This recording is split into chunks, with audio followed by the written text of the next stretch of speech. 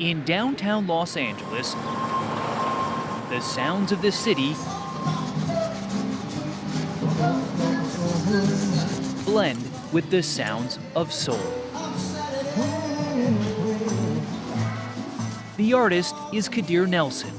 You may not know who he is, but you'll find his work on the covers of magazines, albums, on posters, and postage stamps.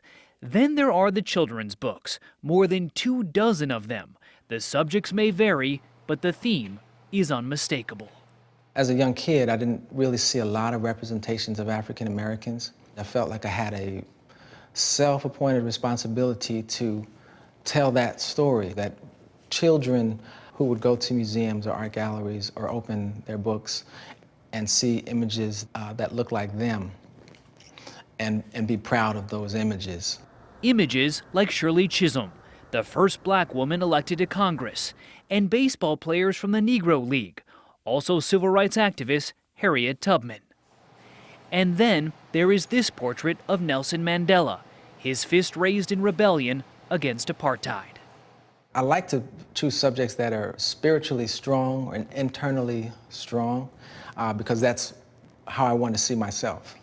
So when he was commissioned to create the cover for the 90th anniversary of The New Yorker, Nelson took the publication's mascot, Eustace Tilley, and reimagined him as a contemporary African-American man, a modern-day aristocrat, swapping his old-school eyeglass for an iPhone. How old were you when you were drawing something like that? That looks like it was from high school. He says his parents always encouraged his talent, but the inspiration for the elongated form found in much of Nelson's early work actually came from a TV show. Nelson was a big fan of Good Times and those paintings in the opening and closing credits. They were the work of artist Ernie Barnes, but passed off on the show as the art of character J.J. Evans, played by Jimmy Walker. I was probably about 5 or 6 years old, and I can see an African-American artist on television who likes to draw and paint just like I do. He also idolized Michael Jackson. Years later, the phone rang.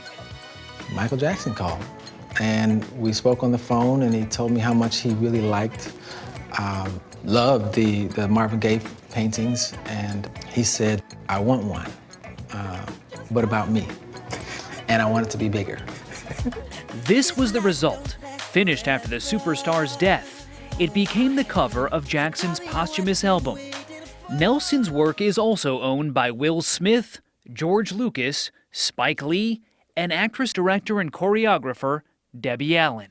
Kadir speaks from a place of such quiet scream, I would say. Quiet scream. I call it quiet scream because he's a quiet person. He's a gentle person, but his art is just screaming at you. It is begging you to go in and experience and feel. It was Allen who convinced Nelson to illustrate a children's book she wrote. Sassy is her name. Ever since I was born and could see, everywhere I looked, I saw dance. But these aren't just any children's books. They are some of the few that depict children of color. When a child opens a book and sees a face that looks like them, they know that they matter. This is called Stick Ballers. Nelson's paintings may look historical. He's been compared to Norman Rockwell. But look closer and you'll realize he's painting something that rarely, if ever, happened. Black and white kids playing together in the 1930s. It's not likely that that could have happened, given the times, but it's great to imagine that it could have. This is what it could have looked like had things been different.